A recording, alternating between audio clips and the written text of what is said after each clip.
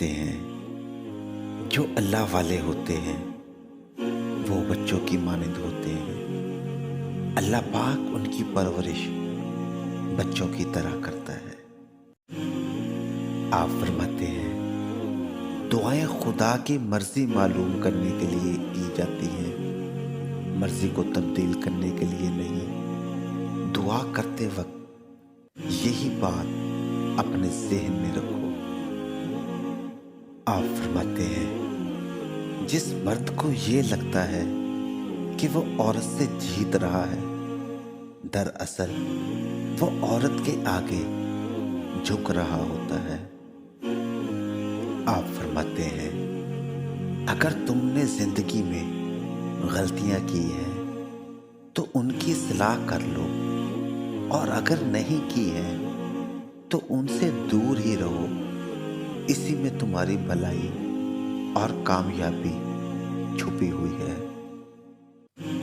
آپ فرماتے ہیں جس کے دل میں اللہ کی محبت پیدا ہو جاتی ہے اس کے دل سے دنیا کی ہر خواہش مٹ جاتی ہے۔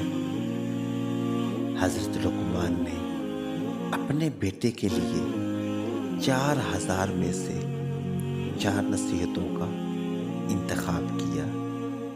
نمبر 1، لوگوں کے گھروں میں اپنی نگاہ کی حفاظت کرنا۔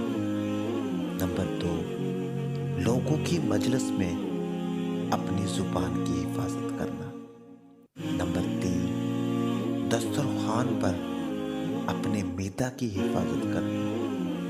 اور نمبر 4، نماز کی حالت میں اپنے دل کی حفاظت کرنا۔ آپ فرماتے ہیں کسی برتن میں پانی بھرتے جاؤ تو پانی باہر نکلنے لگتا ہے، علم اس کے الٹ ہے، جتنا علم سینے کے پیالے میں بھرتے جاؤ کبھی نہیں بھرتا۔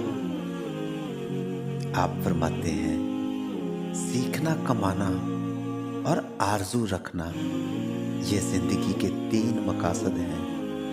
خوش رہنا چاہتے ہیں تو چھوٹی چھوٹی باتوں کو درگزر کرنے کی عادت ڈال لیں۔